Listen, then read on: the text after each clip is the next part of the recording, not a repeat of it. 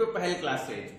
तो अभी हमारा वैसे काफी गैप हो गया है बच्चों पुराने लेक्चर्स में, बट आज से फिर से हम शुरुआत करने जा रहे हैं हमारी क्लास 12 फिजिक्स का। तो जहां पे हमने चैप्टर 4 हम पढ़ रहे थे और हमने मैग्नेटिक फील्ड कैलकुलेशन शुरू की थी और मैंने आपको detail by detail Biot Savart law की सारी एप्लीकेशन सिखा दी है। अब हम मैग्नेटिक फील्ड कैलकुलेशन का नेक्स्ट पार्ट, जैसा कि मैंने आपको बताया था, एम्पियर सर्क्यूटल लॉ, हम एम्पियर सर्क्यूटल लॉ की तरफ बढ़ेंगे और कैसे इससे बिना मैग्नेटिक फील्ड की कैलकुलेशंस की जाती है वो सीखेंगे। एंड बिलीव मी, जितना अच्छे से मैं आपको ये बताने वाला हूं आपके दिमाग में बिल्कुल फीड हो जाने वाला है और कभी भी कोई भी गलती आपसे नहीं होने वाली है। This is one of the best thing we are going to do today, so please be with me and पूरा लेक्चर देखना है ताकि सारे कॉन्सेप्ट्स क्लियर हो, पूरा जेई लेवल तक आप सब कुछ सीख पाएंगे और सारी चीजें कर पाएंगे। डिटेल बाय डिटेल में ईच कॉन्सेप्ट को कवर करूंगा यहाँ पे। तो आइए सबसे पहले समझते हैं बेटा ये एम्पियर सर्क्यूटल लॉ है क्या, इसकी जरूरत क्या पड़ी। तो देखते हैं बेटा, सबसे पहले देखो हमारे पास में जैसे आपने इलेक्ट्रोस्टैटिक्स पढ़ा, ठीक है, मैं यहाँ पे आपको एक एनालॉजी बताता हूँ देन फिर हम आगे बढ़ेंगे। ओके, सो इलेक्ट्रोस्टैटिक्स हमने पढ़ा, तो आपको पता है इलेक्ट्रोस्टैटिक्स में गॉस लॉ हमने पढ़ा था बेटू, ठीक है, गॉस लॉ आपने देखा। तो गॉस लॉ क्या बोलता है हमें, Gauss law was used to find electric field for symmetric charge distribution. Gauss law किसमें काम आता था बेटा, electric field for symmetric charge distribution. Similar हमने यहाँ पे क्या देख लिया बेटू, हमने यहाँ पे सीख लिया कि बायोट-सावर्ट लॉ से हम मैग्नेटिक फील्ड निकाल सकते हैं, लेकिन यदि करंट डिस्ट्रीब्यूशन सिमिलर हो, करंट डिस्ट्रीब्यूशन कैसे हो, सिमेट्रिक हो, सॉरी, तो करंट डिस्ट्रीब्यूशन यदि आपका सिमेट्रिक होगा तो बेटू जी क्या होगा, जैसे गॉस लॉ आसान हो जाता था आपका इलेक्ट्रिक फील्ड फाइंड करने में, वैसे ही आपका एम्पियर सर्क्यूटल लॉ बहुत हेल्प करता है आपको मैग्नेटिक फील्ड की कैलकुलेशंस करने में। आइए समझते हैं क्या। तो उसी तरह हमारा मैग्नेटिज्म में, उसी तरह है मैग्नेटिज्म में हमारे पास बेटा एम्पियर लॉ होता है। एम्पियर लॉ आपके पास में आता है मैग्नेटिज्म में, जो क्या करता है, this is useful for symmetric current distribution, symmetric current distribution. तो यदि आपका करंट डिस्ट्रीब्यूशन सिमेट्रिक होता है बेटू, तो आपका जो लॉ काफी यूजफुल होता है और काफी काम आता है वो होता है आपका मैग्नेटिज्म में एम्पियर सर्क्यूटल लॉ, जिसको फुल आप बोलते हैं एम्पियर सर्क्यूटल लॉ। तो ये बात समझ में आई बेटू आपको कि इलेक्ट्रोस्टैटिक्स में जिस तरह गॉस लॉ होता है आपका कि आप क्लोज सरफेस लेते थे, उससे फिर हेल्प से आसानी से इंटीग्रेशन वगैरह करके आप इजीली क्या फाइंड करते थे, इलेक्ट्रिक फील्ड। सिमिलरली मैग्नेटिज्म में उसी तरह का एक सिमिलर लॉ आपको मिल जाता है, that is Gauss ampere circuital law. Good, चलो बहुत अच्छी बात भाई, समझ में आती है बातें। अब देखिए बेटू, आपको ये समझ में आ गया तो हम फिर आगे बढ़ते हैं। एम्पियर सर्क्यूटल लॉ है क्या, पहले हम ये समझने की कोशिश करते हैं। तो बेटा हम क्या बोलते हैं, ध्यान से देखो, पहले इसका मैथमेटिकल एक्सप्रेशन लिखते हैं, ठीक है, कि मैथमेटिकल फॉर्म क्या है इसकी, मैथमेटिकल एक्सप्रेशन क्या है इसका। तो एम्पियर सर्क्यूटल लॉ का मैथमेटिकल एक्सप्रेशन हमारे पास आ जाता है इंटीग्रल B डॉट dl। ये बेटा अगेन सरफेस इंटीग्रल है, क्लोज लूप कह रहा हूं, तो यहाँ पे एक गोला लगाया जाता है, नहीं भी लगाओगे तो चलेगा। Integral B dot dl is equal to mu naught summation I। ये आपका रूल है, ठीक है, क्या, integral B dot dl equal to summation mu naught summation I। इसको पहले इसकी डेफिनेशन बनाते हैं हम, इस मैथमेटिकल एक्सप्रेशन को ध्यान में रखते हुए इसकी डेफिनेशन लिखते हैं बेटू, और फिर समझते हैं कि ये समेशन आई का क्या मतलब है, ये क्लोज इंटीग्रेशन का क्या मतलब है और लूप क्या होगा, ये सारी बातें समझने वाले हैं।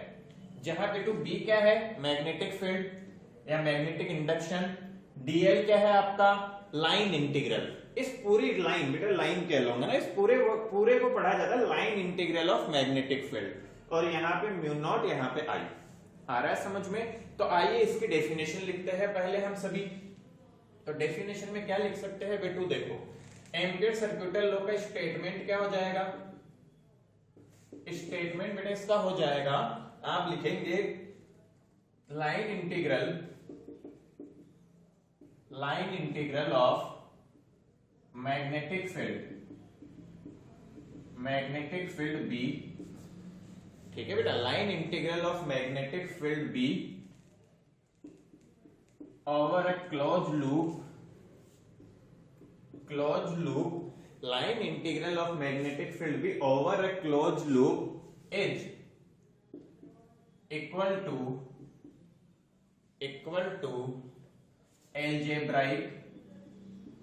algebraic sum of all the currents passing from loop multiplied by permeability of free space, multiplied by permeability of free space. ठीक है बेटा, तो ये हमें समझ में आना चाहिए कि कैसे आप मल्टीप्लाई करें इसकी डेफिनेशन, जिसको ये लिखना आ गया बेटू, मैथमेटिकल एक्सप्रेशन आपको हमेशा याद रखना है, integral b dot dl equal to mu naught summation i। तो जिसको ये पता है उसके लिए डेफिनेशन बनाना बहुत आसान है, that is the statement of ampere circuital law. अब आपके दिमाग में आ रहा होगा कि इसको कैसे बनाएं, कैसे यूज करें, कैसे समझे इसको। तो बेटो एक एग्जांपल लेते हैं जिससे हम आपको ये बिल्कुल डिटेल में सिखा देंगे, बिल्कुल डिटेल में समझा देंगे कि कहां से आपको करंट लेना है, क्या पॉजिटिव लेना है, कब नेगेटिव लेना है, एवरीथिंग विल बी अंडरस्टूड। तो आइए शुरुआत करते हैं।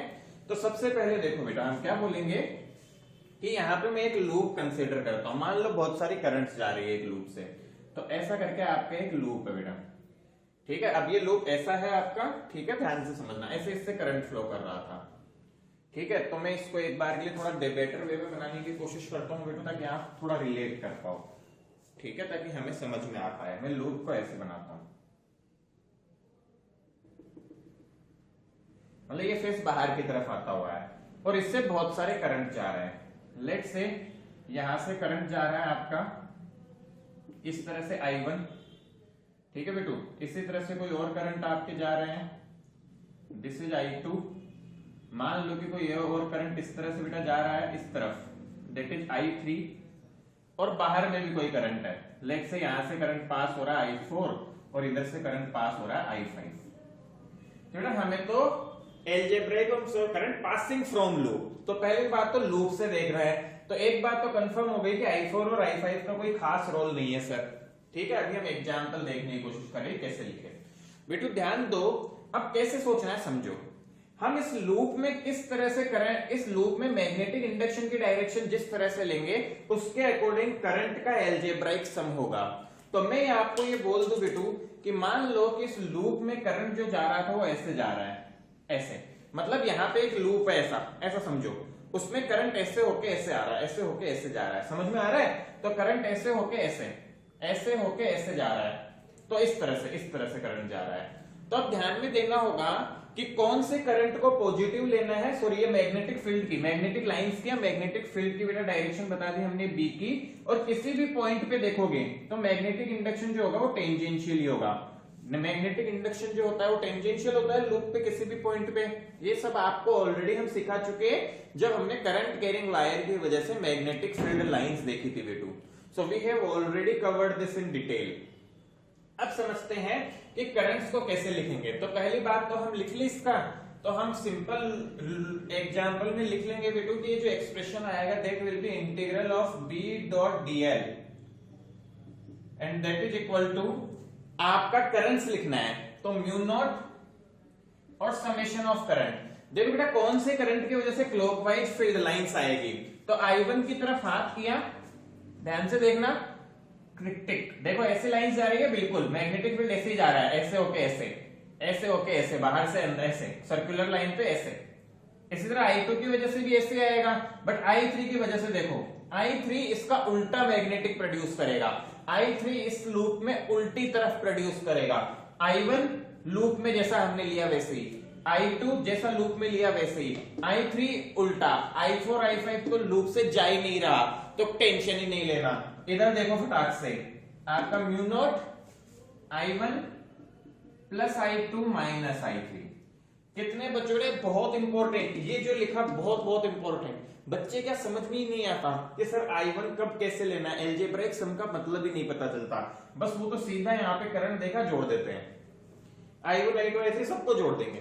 अरे ऐसा थोड़ी करना है। अच्छा, कई बार क्या करते हैं पता नहीं होता किसको जोड़ किसको ऐड करना है, कौन से डायरेक्शन को कौन से को सब्ट्रैक्ट, तो बच्चे क्या कर देंगे, बच्चे क्या करेंगे I3 minus I1 plus I2, पूरा गड़बड़ हो जाएगा, खत्म खेल। ध्यान से देखना बेटू, आप लूप जो कंसीडर करते हो एक इमेजिनरी लूप जिसे एम्पियर लूप भी बोलते हो आप, उसको आप देखो आपने मैग्नेटिक इंडक्शन किस तरह माना है, उसके अकॉर्डिंग आपको I1 I2 I3 I4 वगैरह का साइन सेलेक्ट करना है और इस तरह से आपका ये रूल लिखा जाता है।